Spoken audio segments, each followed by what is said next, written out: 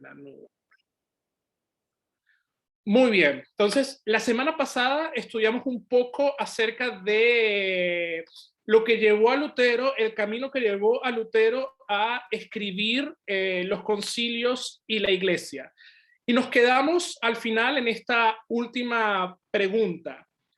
¿Por qué el credo, y este es el credo niceno, dice que creemos en una santa iglesia cristiana y apostólica?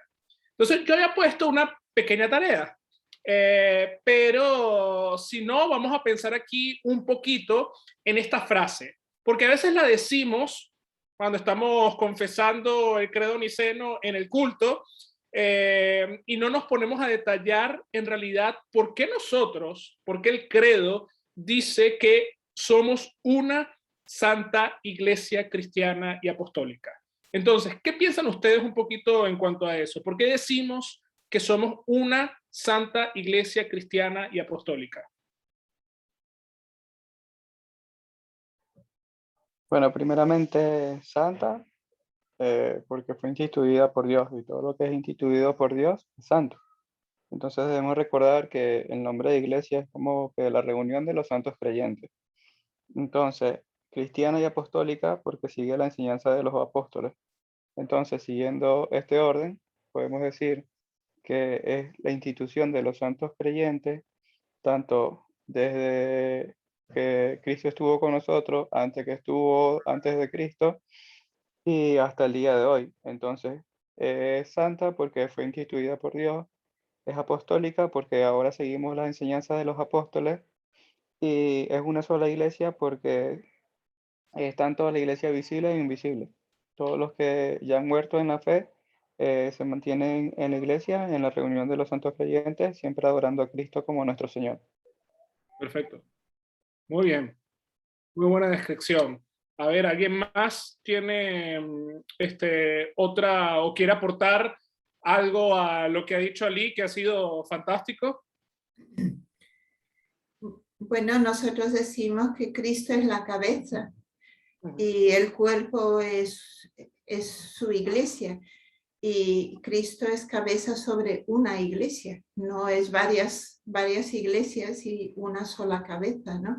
Entonces, San Pablo dice que aunque hay un cuerpo, hay muchos miembros diferentes. Entonces, el decir que la iglesia puede tener muchos miembros, muchas formas de entender el cristianismo, podría ser que aunque formamos un solo cuerpo, puede haber distintos puntos de vista, yo creo. Santa es, hay un concepto en la Biblia que es ya, pero todavía no.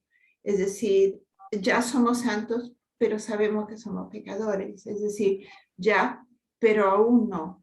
Que eso se realizará cuando Cristo venga, ¿no? Cuando Cristo vuelva.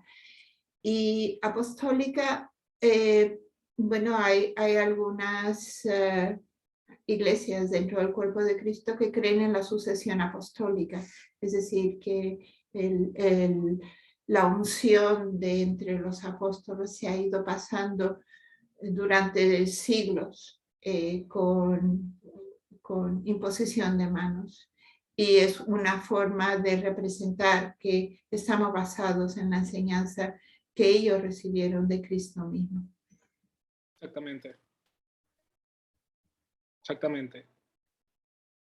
Y como dices, ciertamente somos una iglesia porque es la iglesia de Cristo. Somos la iglesia que Él mismo ha instituido, que Él instituyó, vamos a decir así, en Juan 20, cuando sopla el Espíritu Santo a sus apóstoles, a sus discípulos en ese momento, que los convierte en apóstoles, pero como decía Ali, es una iglesia que ha existido en realidad desde antes de la encarnación de nuestro Señor Jesucristo. Es una iglesia que existe desde antes del protoevangelio, de la promesa del Salvador. Es una iglesia que existe en el momento en que Dios crea al hombre, a la mujer, los pone en el huerto para labrar y da esa, vamos a decir así, esa advertencia, da esas palabras en torno al árbol del conocimiento de la ciencia del bien y el mal.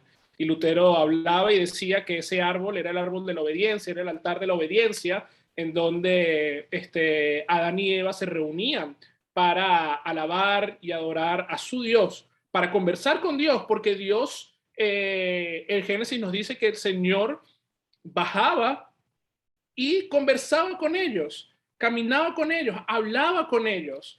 Y luego de la caída en pecado, bueno, perdimos eso, pero ahora con Cristo, cuando Él muere, ¿qué es lo que sucede en el templo?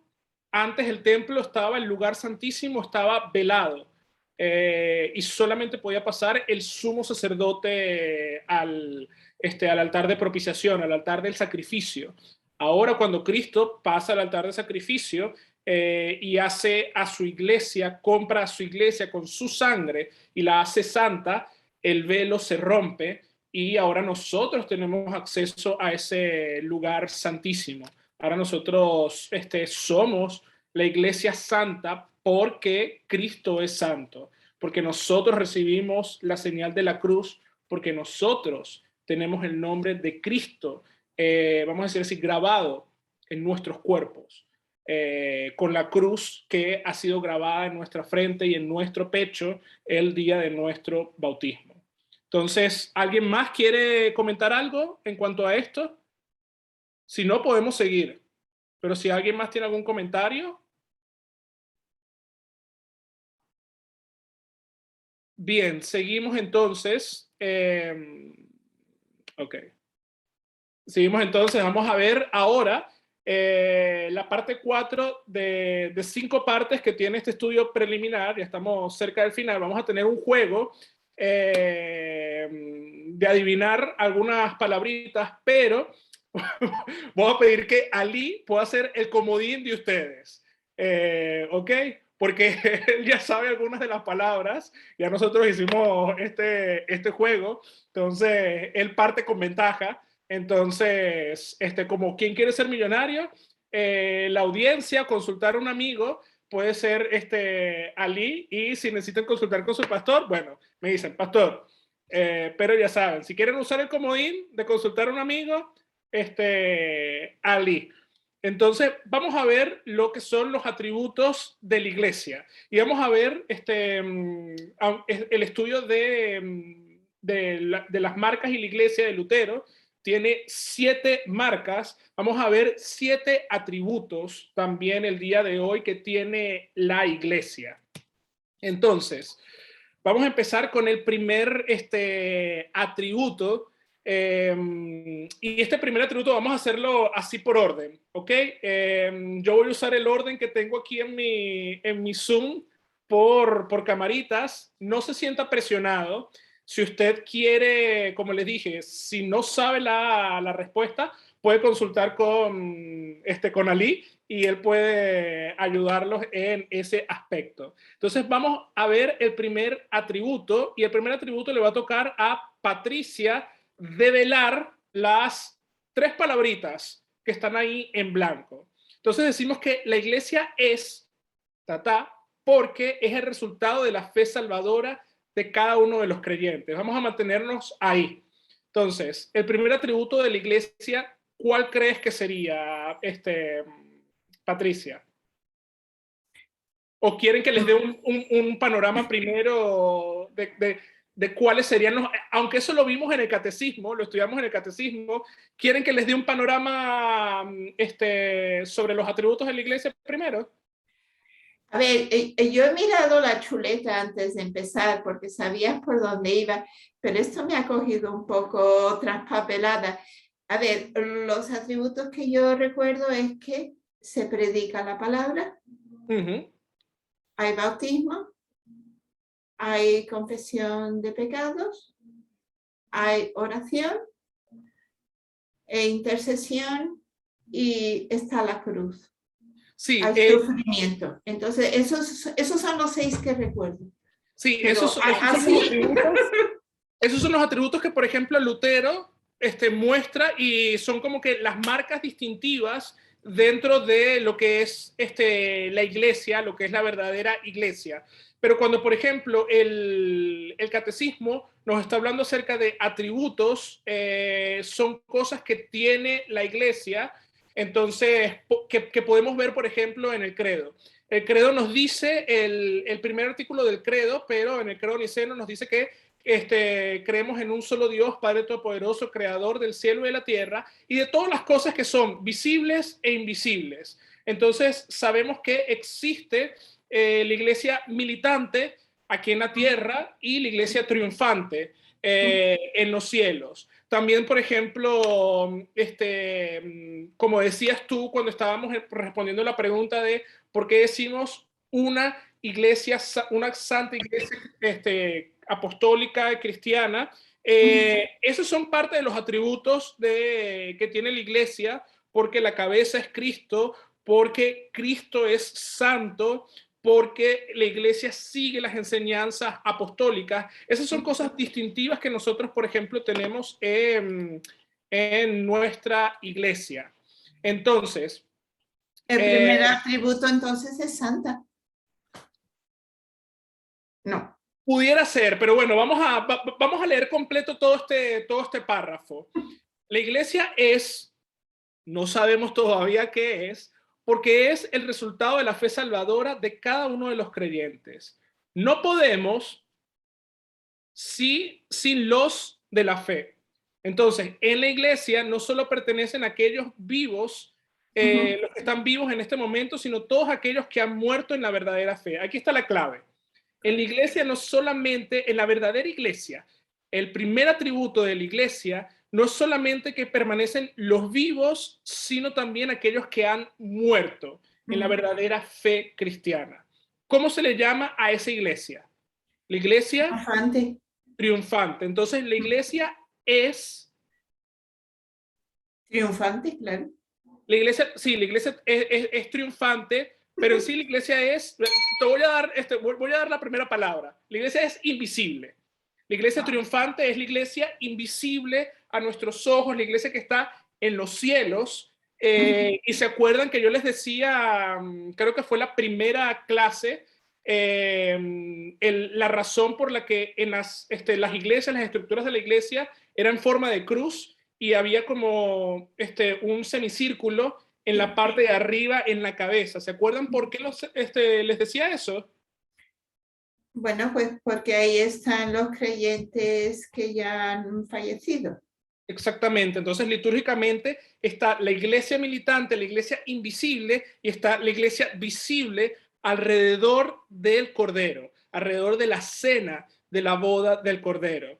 Entonces, la iglesia es invisible porque es el resultado de la fe salvadora de cada uno de los creyentes. Entonces, no podemos, si la iglesia es invisible, no podemos verla. Exactamente, no podemos verla sin qué. ¿Con qué vemos? Los ojos de la fe. Muy bien, exactamente, muy bien. No podemos verla sin los ojos de la fe.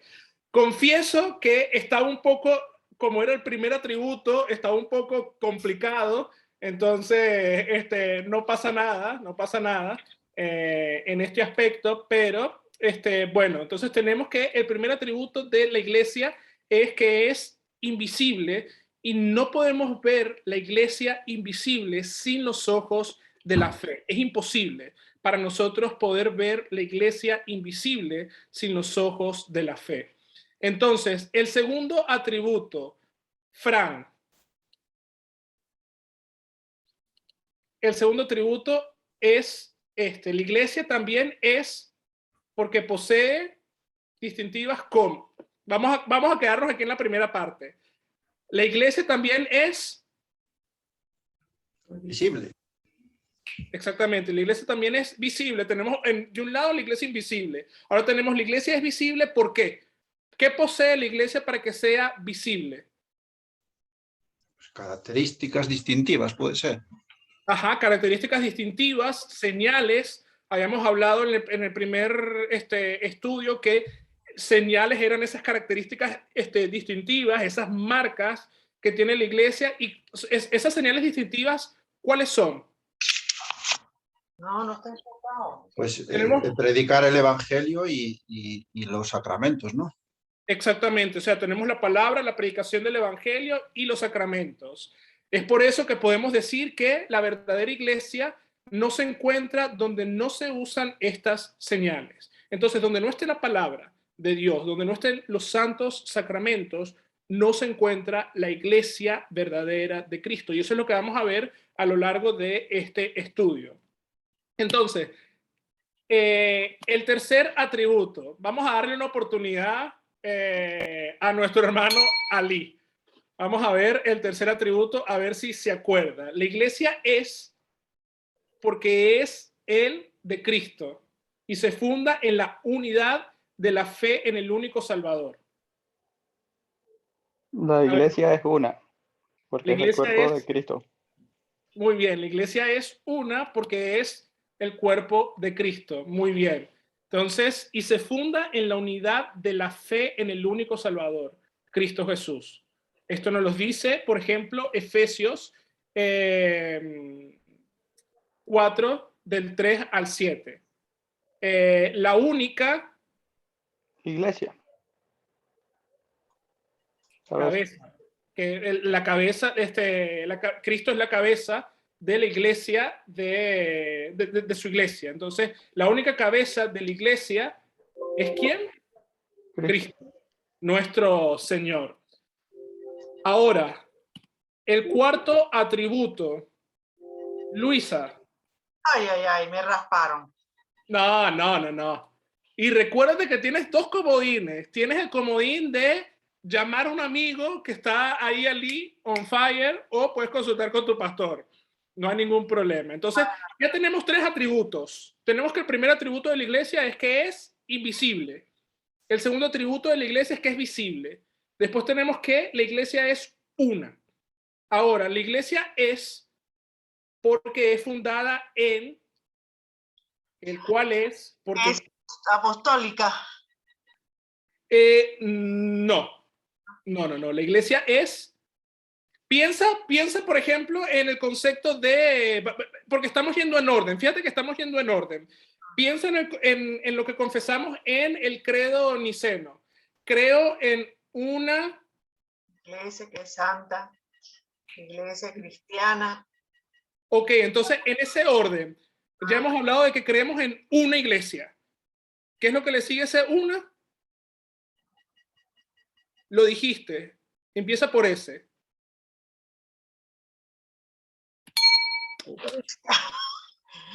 Pastor, un comodín. Santo. Un comodín. Ahí te puse un comodín. Creo que la iglesia, o sea, el cuarto atributo es que es santa. ¿Por qué? ¿Por qué la iglesia es santa? Porque está fundada, porque es fundada en... ¿Quién fundó la iglesia? Cristo. Exactamente. O sea, la iglesia es, y la iglesia siempre va a ser santa porque la iglesia es, ha sido fundada por Cristo, el cual es... ¿Qué es Cristo? Él es Dios. verdadero. ¿Cómo? Dios. Exactamente. Él es Dios y por ser Dios, Él es santo. Porque es Dios. Aquí tenemos el jueguito de palabras. Y gracias a Él, todos los Cristiano. todos los cristianos, todos los creyentes, o sea, todos los cristianos son creyentes, poseemos por la fe la justicia de nuestro Señor Cristo Jesús. Entonces, sigan con el orden. Tenemos iglesia visible, la iglesia invisible, es una, es santa. Y ahora, si ya hemos hablado de que la iglesia es una y que la iglesia es santa, no sé si Enrique tiene el audio activo. Sí, te estoy escuchando. Muy bien, perfecto. ¿Cómo estás, José Enrique? Muy bien. Entonces, ¿te atreverías a decir cuál es el quinto atributo de la iglesia? Hemos hablado que la iglesia es una, que es santa. Católica. Exactamente, la iglesia es universal y es católica. la palabra católica viene de lo que es de esto universal. ¿Y por qué la iglesia es católica? Porque la componen ¿quiénes? Los creyentes, todos los creyentes de todos los Todo, tiempos y todos los lugares. exactamente. Entonces la iglesia es universal, la iglesia es católica, porque la componen todos los creyentes de todos los tiempos y de todos los lugares, tanto los vivos como los muertos. Por eso estábamos hablando de la iglesia triunfante y la iglesia militante. Entonces, vemos que vamos a decir así, y ya lo hemos estado hablando, el credo cambió la palabra católica a cristiana, por un tema de, vamos a decir así, de no confundir, porque, bueno, como les dije la semana pasada, nuestros primos lejanos, porque así también nos considera Roma, primos lejanos. Entonces, si ellos nos consideran primos lejanos, vamos a considerarlos a ellos como nos consideran a nosotros. Nuestros primos lejanos tomaron el término católico para decir que ellos son la verdadera iglesia. Entonces, lo que hizo, vamos a decir así, en consenso, el resto del pueblo cristiano es, bueno, vamos a poner cristiana, que vendría católico, universal, cristiano. Entonces, ese es el quinto atributo. La iglesia es universal. El sexto atributo, ya estamos cerca de finalizar. No sé si ha sido un juego divertido o ha sido una tortura para ustedes, pero vamos a lo que es el sexto atributo y ahora vamos a ir de atrás para adelante. Entonces, si vamos de atrás para adelante, le vuelve a tocar a nuestra hermana Luisa el sexto atributo. Hemos hablado que la iglesia es una, santa, cristiana. ¿Qué es lo que le seguiría? De acuerdo a lo que nos dice el credo. La iglesia es apostólica. Muy bien. Y la iglesia es apostólica porque se sostiene en el testimonio de los santos Apóstoles. Exactamente, que ellos fueron instruidos entonces por nuestro Señor y aún nosotros seguimos predicando la enseñanza de ellos. Entonces, a mí me encanta, me encantó esas palabras que dijo Patricia al principio cuando estaba hablando acerca de lo que es, por ejemplo, la asociación apostólica. Roma habla acerca de la asociación apostólica con esto de los padres, de los sacerdotes, con la imposición de manos que va desde San Pedro y así ha pasado por cada uno de los papas, por ejemplo, y por eso es que el papa impone las manos a sus cardenales y así a toda la jerarquía, y ellos hablan acerca de una sucesión apostólica. Nosotros como luteranos también hablamos y decimos que creemos en una sucesión apostólica, pero la sucesión apostólica de la cual nosotros hablamos es la enseñanza de los apóstoles. Y esta enseñanza de los apóstoles es acerca de Cristo y crucificado. No me propuse otra cosa estando con ustedes que hablar de Cristo y crucificado. La primera predicación apostólica, ¿sobre quién se habló? Sobre Cristo. ¿Quién fue ¿En dónde podemos nosotros ver la primera predicación apostólica? En el Pentecostés, en Hechos 2. ¿Quién fue el que se paró en representación de todos los apóstoles a predicar? Pedro. ¿Qué fue lo que Pedro predicó? Acerca de Cristo y acerca de Cristo crucificado. Y le dijo, ustedes fueron aquellos que crucificaron y mataron a nuestro Señor. Y la gente nos narra Hechos que la gente le decía, bueno, ¿y qué podemos hacer nosotros ahora? Arrepiéntanse y bautícense. Y la gente se arrepintió y se bautizaron. Y eso es lo que hace la iglesia. Ese es el mensaje apostólico, un mensaje de ley y evangelio, un mensaje que nos habla acerca de que somos pecadores, que somos culpables por nuestros pecados de la muerte de nuestro Señor, pero que tenemos un Cristo que en su muerte nos ha dado perdón, que con su muerte también nos da vida. La muerte de nuestro Señor es para el perdón de nuestros pecados. Pero Jesús no solamente quedó en la tumba, sino que Jesús resucitó al tercer día. Y eso es también parte de la predicación apostólica. Si decimos que Cristo no resucitó, vana es nuestra fe, pero Cristo sí resucitó. Entonces, eso es, por ejemplo, lo que el apóstol Pablo, en ese maravilloso himno de resurrección, en 1 Corintios 15, está dándonos a entender a cada uno de nosotros sobre la predicación apostólica que nosotros seguimos escuchando. Entonces, el último atributo de la iglesia, Fran, vamos contigo. El último atributo de la iglesia, que no es, por ser el último, no es el menos importante, por todo esto no hay fuera de la iglesia. Salvación. Exactamente. Entonces, el último atributo de la iglesia, estamos hablando acerca de la salvación. Y estamos hablando de que no hay salvación fuera de la iglesia, porque todos aquellos que quieran ser salvos deben pertenecer a la iglesia de Cristo. El credo atanasiano nos dice, todo aquel que quiera ser salvo, ante todo debe confesar la verdadera fe cristiana, católica, dice el credo atanasiano. Y la verdadera fe católica es: veneramos a la Trinidad en la unidad y la unidad en la Trinidad. Entonces, cuando estamos hablando acerca de que no hay salvación fuera de la iglesia, no estamos hablando como el concepto católico romano, que Roma en Trento dijo, no hay salvación fuera de la iglesia católica apostólica romana. No, nosotros decimos, no hay salvación fuera de la iglesia de Cristo, fuera de la una santa iglesia cristiana y apostólica.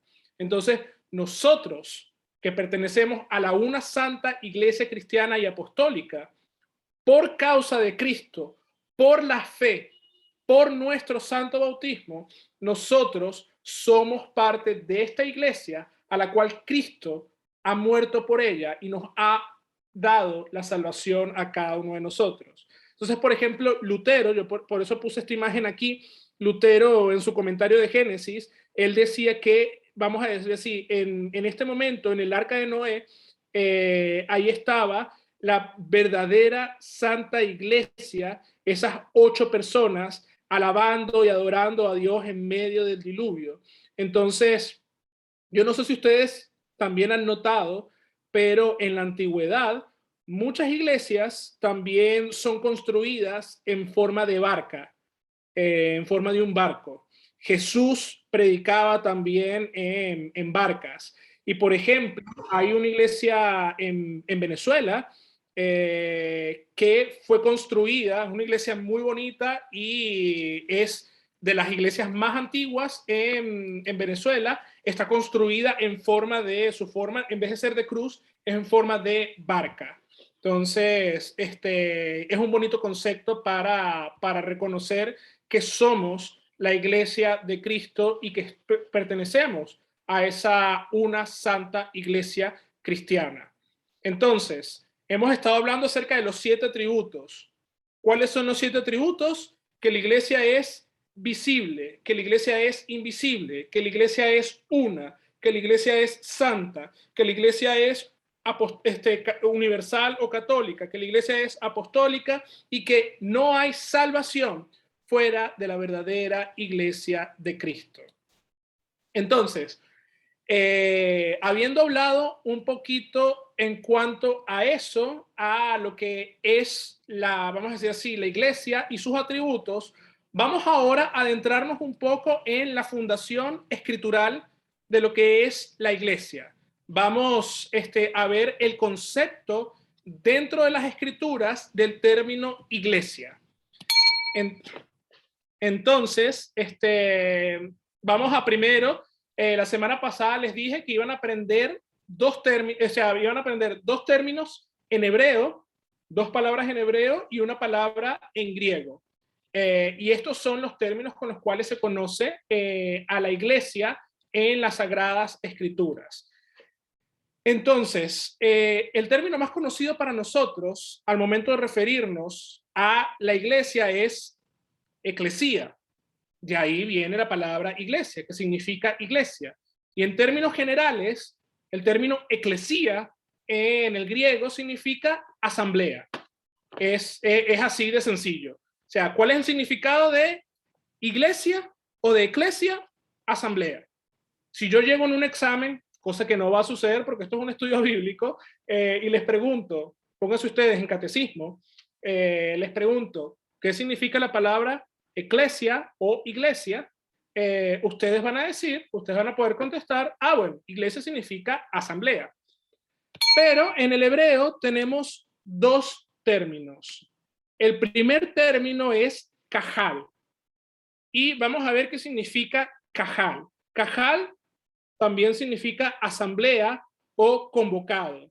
Es el término que usa la Biblia hebraica para referirse a lo que es la congregación de Israel. Y el otro término es edah. Edah también significa asamblea o congregación de personas. Y este es el término más general. Entonces, aquí hay una pequeña, vamos a decir así, discusión en cuanto a los términos tanto cajal como edah, porque aunque significan lo mismo, asamblea o convocado, en la Biblia hebraica tienen, vamos a decir así, significados diferentes, significados distintos. Entonces, por ejemplo, este término o a estos dos términos, como son muy generales, como son una palabra general, lo que se hacía era agregarle un adjetivo para saber a qué se estaban refiriendo. Entonces, por ejemplo, Edah Yisrael. Cuando decían Edah Yisrael, estaban hablando acerca de la asamblea de Israel. Entonces, aquí quiero hacer una pausa y quiero invitar a alguien que pueda buscar su Biblia. No sé si tienen Biblias a la mano o no en este preciso momento, y puedan buscar este texto que aparece aquí, Levíticos 4:13. Levíticos 4:13. Y el que lo tenga puede poner una manito o hacer una seña y va a leer el texto. Ok, Fran. Si toda la congregación de Israel hubiese errado y el hierro estuviese oculto a los ojos del pueblo y hubieran hecho algo contra alguno de los mandamientos de Jehová en cosas que no se han de hacer y fuesen culpables. Muy bien, entonces ahí sigue. Lo importante es esta primera parte cuando dice si toda la congregación de Israel. Entonces, por ejemplo, en la Biblia, yo tengo aquí la Biblia hebraica. La Biblia hebraica, por ejemplo, dice Kol Hedat Yisrael. Entonces está diciendo toda la asamblea de Israel.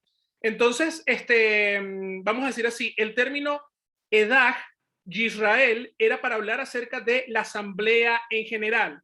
Y el cajal era para hablar más acerca, vamos a decir así, de la organización en sí, de los jueces. Entonces, por ejemplo, si podemos poner un ejemplo de nuestra propia iglesia, el cajal vendría siendo el consejo de la iglesia, los líderes de la iglesia, y el edah vendría siendo la asamblea general de la iglesia, el resto de los laicos.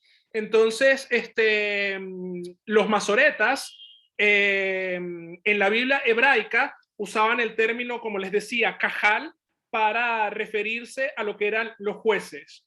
Y fue un término que fue evolucionando, por ejemplo, entre los judíos, y ellos, vamos a decir así, la estructura judía hasta el día de hoy, su cajal son, vamos a decir así, los líderes de la iglesia. Y cuando se está hablando acerca del edah, se está hablando acerca de la asamblea general, la asamblea común. ¿Por qué? Porque edah también tiene otro significado, y tiene un significado de enjambre. El enjambre, cuando por ejemplo estamos hablando de un enjambre de abejas, es las abejas en general que protegen, vamos a decir así, el panal donde se encuentra la abeja madre, la abeja reina. Entonces, el término edah vendría siendo ese término de lo que es la membresía, lo que significaría el enjambre de la iglesia. Nosotros, por ejemplo, Lutero también hablaba, y en el alemán hay dos palabras, yo no pronuncio muy bien el alemán, pero está lo que era la Kirche, que era el Cajal, la iglesia en su totalidad, y estaba la Gemeinen, que la Gemeinen, cuando Lutero hablaba acerca de Gemeinen, y eso lo hablan las confesiones también, es la congregación. Entonces, por ejemplo, aquí en España tenemos la congregación de Madrid, está la congregación de Sevilla, están los miembros, la Gemeinen en Logroño, está la Gemeinen en Galicia, la EDAG, vendría siendo la EDAG en Galicia, en Logroño, en Sevilla, en Madrid, y la Cajal vendría siendo la totalidad, hablando en los términos de las confesiones, vendría siendo la Iglesia Evangélica Luterana Española, la IELE, que todos somos parte de ella. Entonces, aquí les tengo esta pregunta. ¿Dónde inicia la Iglesia? Eso yo lo comenté hace un par de minutos, pero quiero preguntarles a ustedes. ¿En dónde inicia la iglesia? ¿Cuál fue la primera iglesia, la primera congregación? La primera Kirche, el primer Cajal o el primer Edad.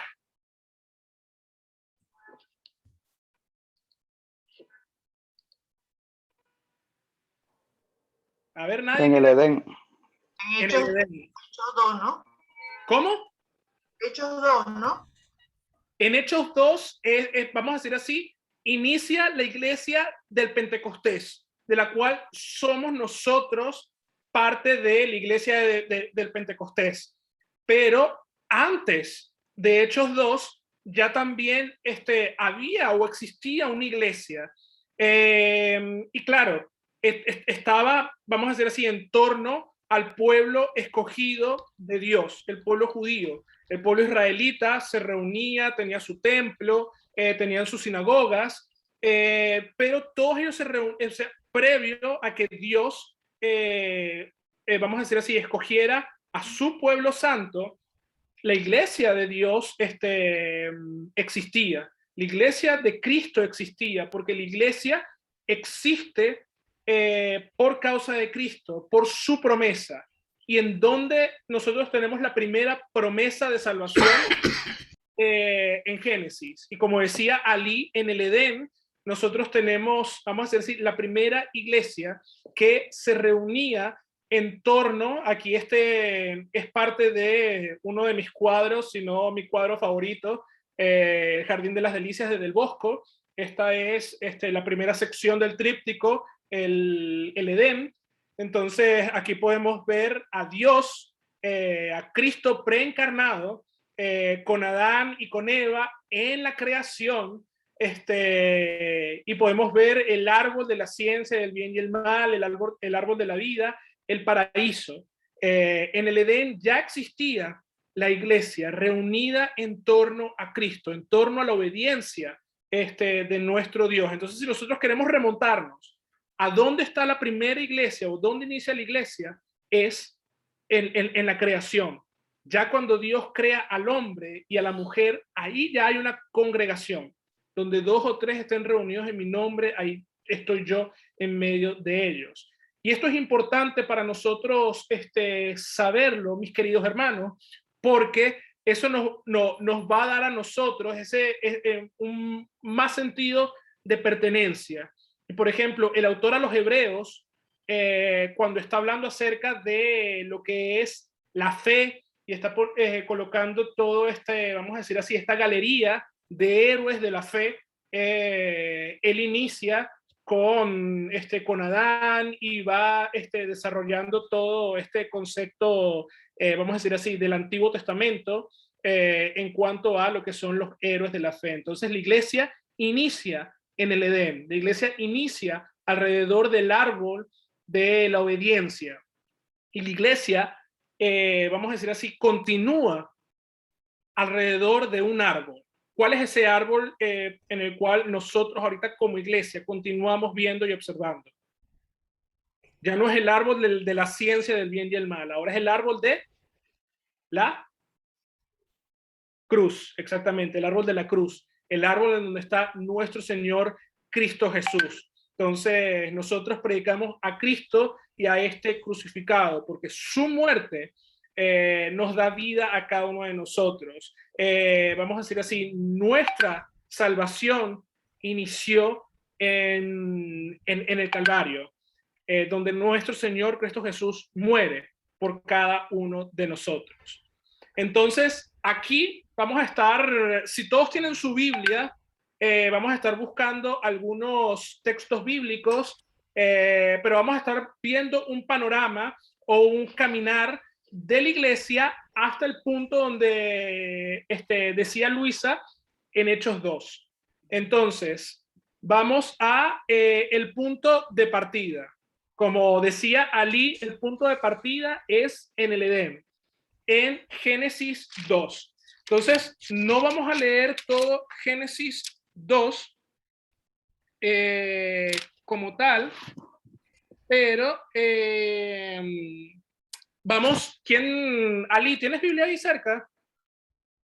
No, bueno, Fran, ¿puedes ubicar Génesis 2 y leer del 15 en adelante, del 15 al 25? Sí. Tomó pues Jehová Dios al hombre y lo puso en el huerto de Edén, para que lo labrara y lo guardase. Y mandó Jehová Dios al hombre diciendo: de todo árbol del huerto podrás comer, mas del árbol de la ciencia del bien y del mal no comerás, porque el día que del comieres ciertamente morirás. Y dijo Jehová Dios: no es bueno que el hombre esté solo, le haré ayuda idónea para él. Jehová Dios formó pues de la tierra toda bestia del campo y toda ave de los cielos, y las trajo a Adán para que viese cómo las había de llamar. Y todo lo que Adán llamó a los animales vivientes, ese es su nombre. Y puso Adán nombre a toda bestia y ave de los cielos y a todo ganado del campo. Mas para Adán no se halló ayuda idónea para él. Entonces Jehová Dios hizo caer sueño profundo sobre Adán, y mientras éste dormía tomó una de sus costillas, y cerró la carne en su lugar. Y de la costilla que Jehová Dios tomó del hombre, hizo una mujer, y la trajo al hombre. Dijo entonces Adán: esto es ahora hueso de mis huesos y carne de mi carne. Esta será llamada varona, porque del varón fue tomada. Por tanto, dejará el hombre a su padre y a su madre, y se unirá a su mujer, y serán una sola carne. Y estaban ambos desnudos, Adán y su mujer, y no se avergonzaban. Muy bien, muchas gracias, Fran. Y vemos que en este punto de partida vemos cómo Dios coloca al hombre, cómo Dios le da el mandamiento, cómo Dios crea la ayuda idónea a Adán sacándola de la costilla. Y eso mismo nosotros podemos verlo ahora en contraposición a lo que es la iglesia. La iglesia, los padres de la iglesia, y nosotros decimos la iglesia nace del costado de nuestro Señor Cristo Jesús, donde brotó agua y sangre, bautismo y santa cena, los medios de gracia. Entonces, Cristo también casándose con su iglesia, que también los padres de la iglesia tenían esta figura acerca de, por ejemplo, que hablaban de la iglesia como la nueva Eva, así como el apóstol Pablo habla acerca de que Cristo es el nuevo Adán, podríamos decir en términos actuales el Adán 2.0, es Cristo. La iglesia es la nueva Eva, que es nacida, es sacada del costado de nuestro Señor Cristo Jesús, a través del agua y de la sangre. Entonces es hermoso todo este concepto de iglesia que nosotros tenemos ya desde el principio en las Sagradas Escrituras. Entonces, ese es el punto de partida. El segundo punto, que aquí vendría siendo el primero, es donde se cimienta la iglesia. Y la iglesia se cimienta en la promesa de la simiente prometida. Entonces, este texto lo encontramos en Génesis 3:15. ¿Quién puede leer Génesis 3:15? Vale, yo. Ok. Dice, y pondré enemistad entre ti y la mujer, y entre tu simiente y la simiente suya. Esta te herirá en la cabeza y tú le herirás en el calcañar. Muy bien. Entonces, aquí es donde Dios da el protoevangelio. Sí hay condenación para el hombre, para la mujer y para la serpiente, pero no se quedó solamente en condenación, sino que hay ahora una promesa, la promesa de salvación, la promesa en que Dios va a enviar a su Hijo y Él va a pisar la cabeza del enemigo. Dios da una promesa en la cual la iglesia va a descansar en ella. Entonces vemos que cuando Eva tiene su primer hijo, le pone Caín. Caín significa mi Señor, porque ella confiaba en la promesa de Dios en ese protoevangelio, y ella pensaba que su hijo, su primogénito, Caín, era la simiente prometida. Pero no fue así. Pero vemos que Dios a lo largo de la historia fue protegiendo esta promesa para cumplirla en la persona de Cristo, del Dios hecho carne, del Dios humanado.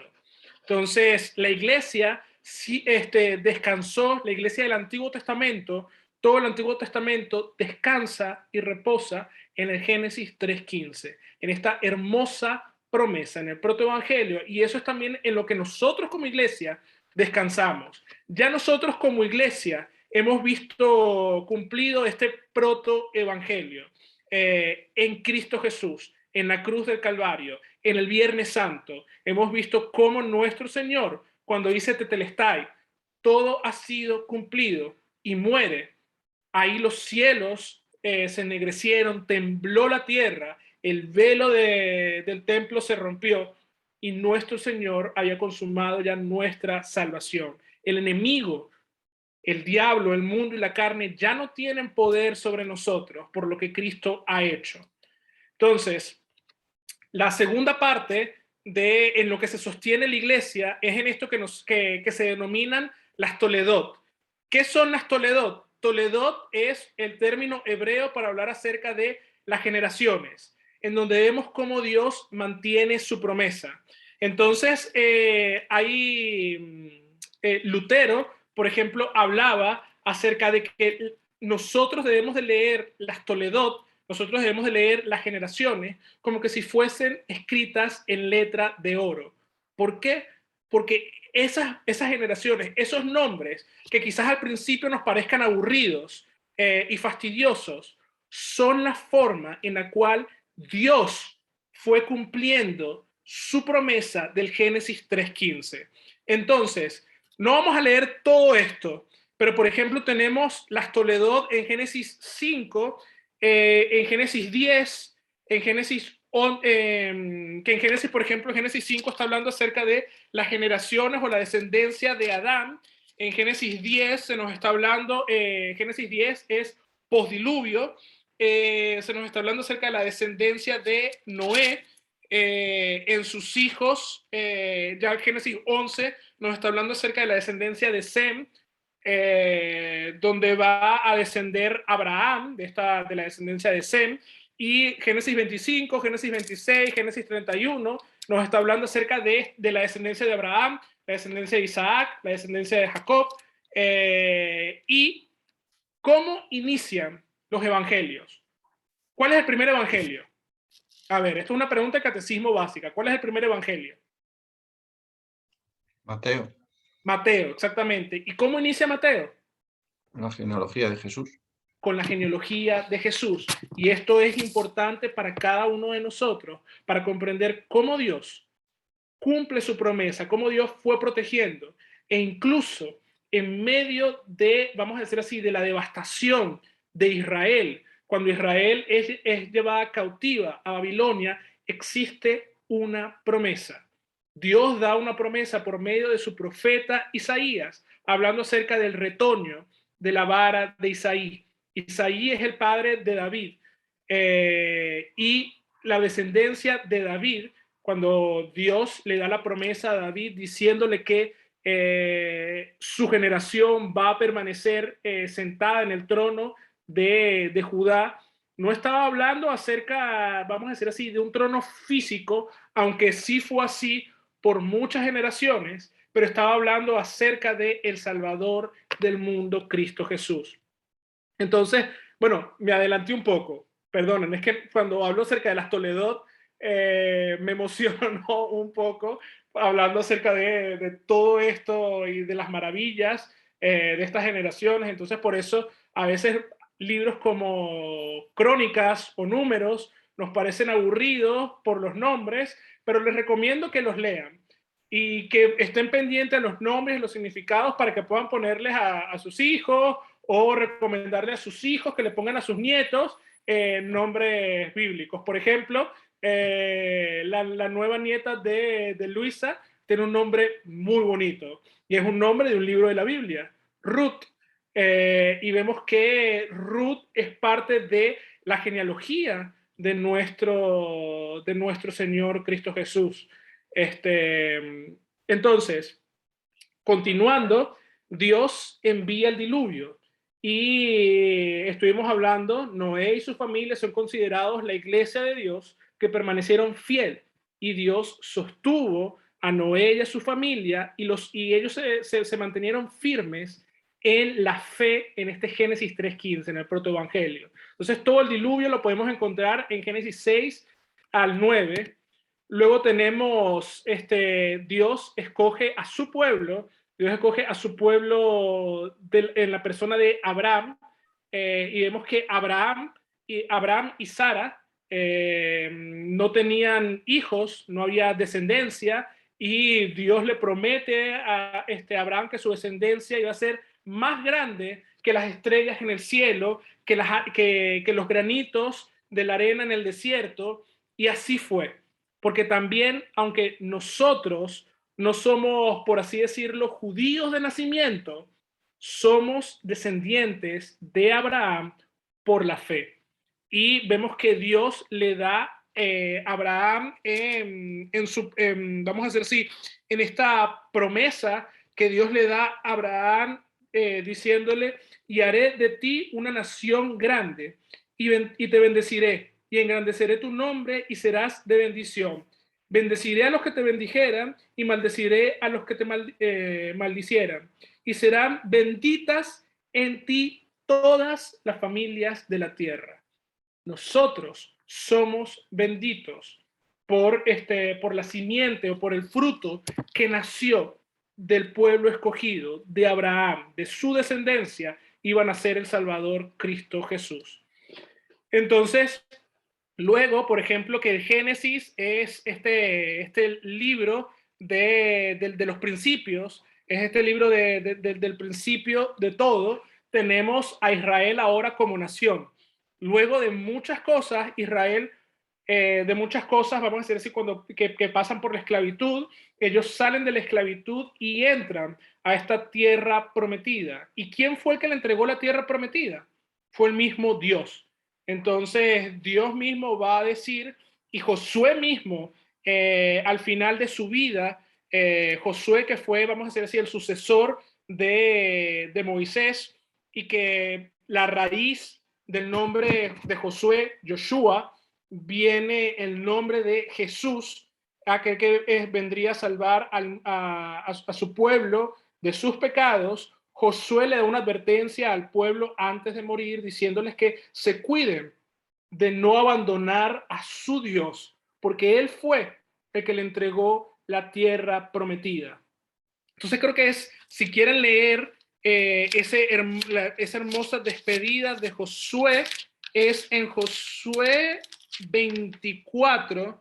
Josué 24 es el discurso de despedida de este gran hombre.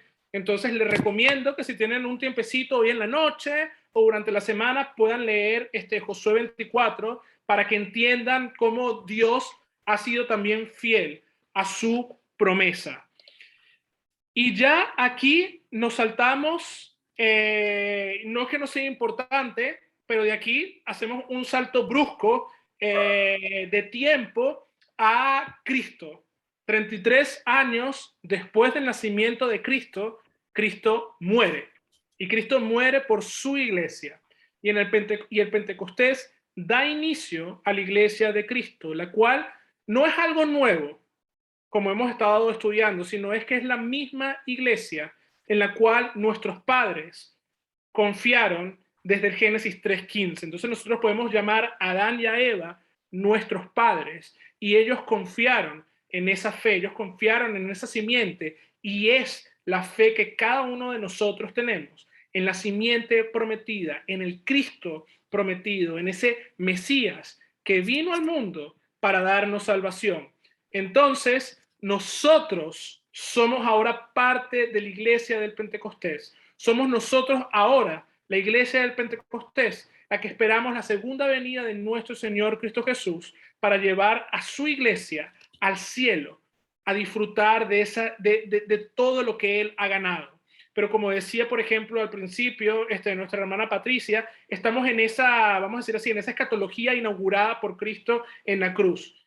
Ya somos parte de la iglesia triunfante. Y eso es parte de nuestra confesión litúrgica. Por eso es que cantamos el Santo, Santo, Santo. Por eso es que estamos alrededor de la mesa del Cordero. Pero todavía estamos esperando la consumación de los tiempos. Ya disfrutamos de lo que Cristo nos ha preparado en el cielo, pero todavía no. O sea, ya estamos en el cielo, pero todavía estamos en la tierra. Entonces, es esa paradoja de el cielo y la tierra.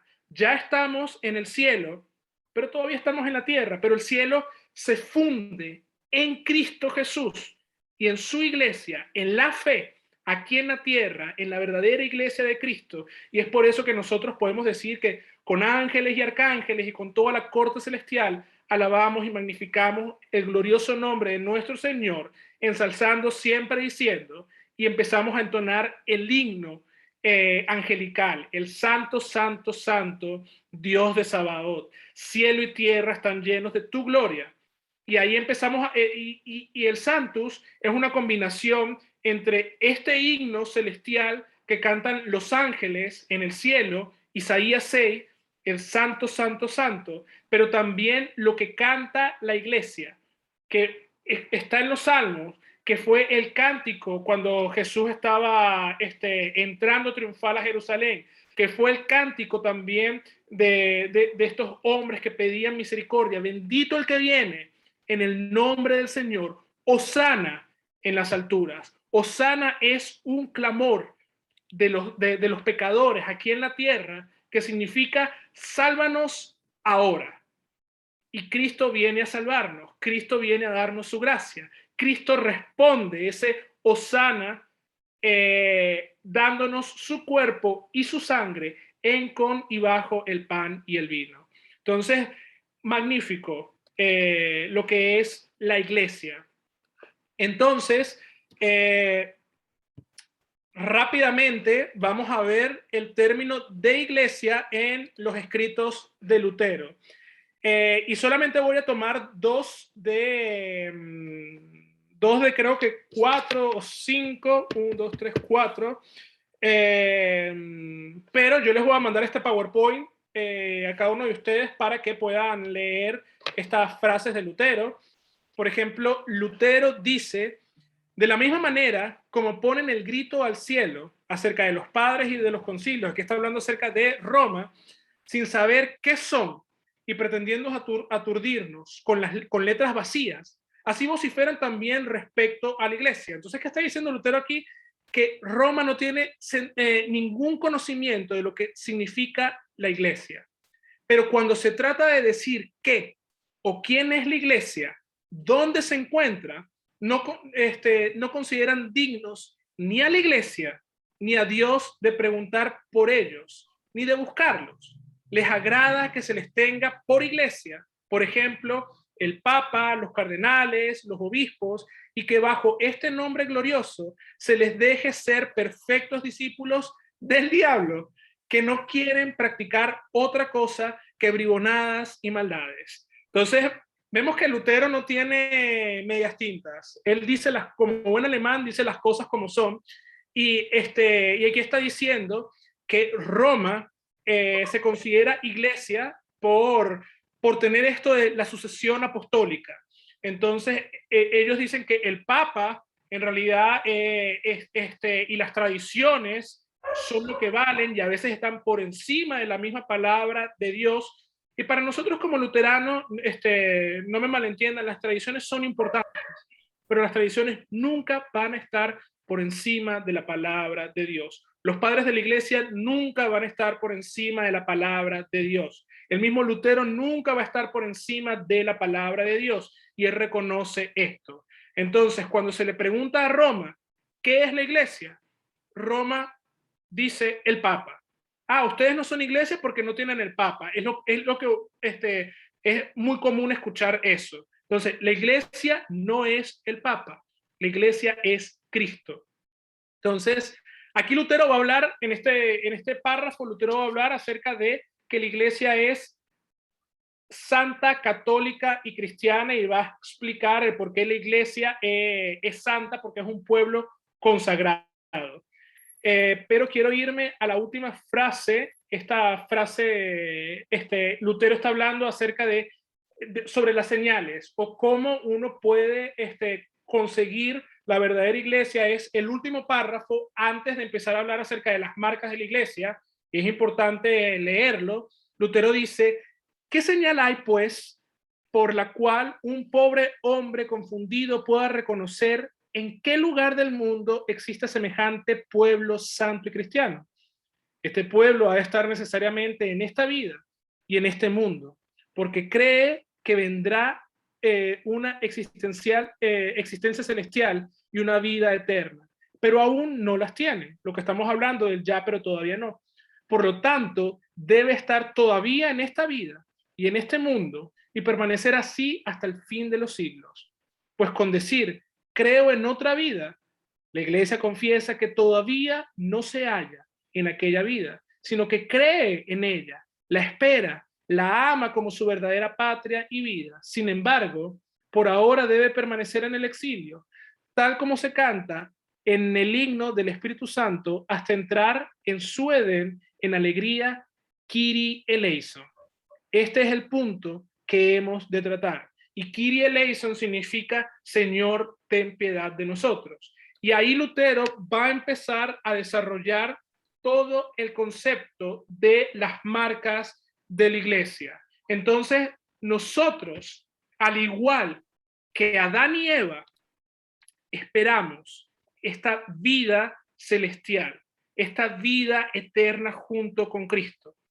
Al igual que Adán y Eva, nosotros ahora estamos alrededor de un altar, alabando y glorificando a nuestro Dios, sabiendo que Él ya ha muerto por cada uno de nosotros. No lo volvemos a sacrificar domingo a domingo. Sabemos que Él murió una sola vez y para siempre, pero que ahora estamos esperando su segunda venida. Y es por eso que la iglesia siempre ha tenido esta oración, y es la oración que creo que lo comentaba en la primera semana, pero yo siempre lo comento.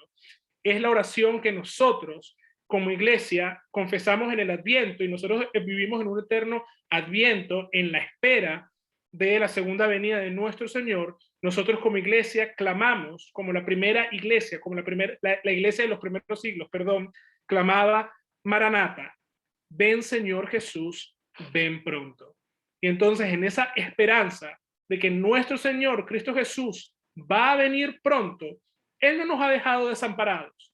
Él nos ha dejado señales, Él nos ha dejado medios por los cuales Él otorga su gracia.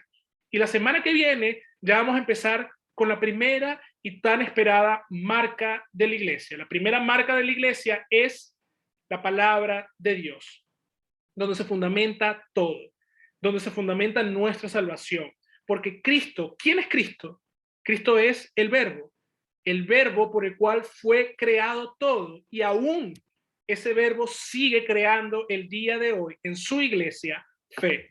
Entonces, para la semana que viene vamos a estar estudiando esta primera marca de la iglesia. Ya hemos terminado con este estudio general de lo que significa la iglesia. Voy a parar aquí la grabación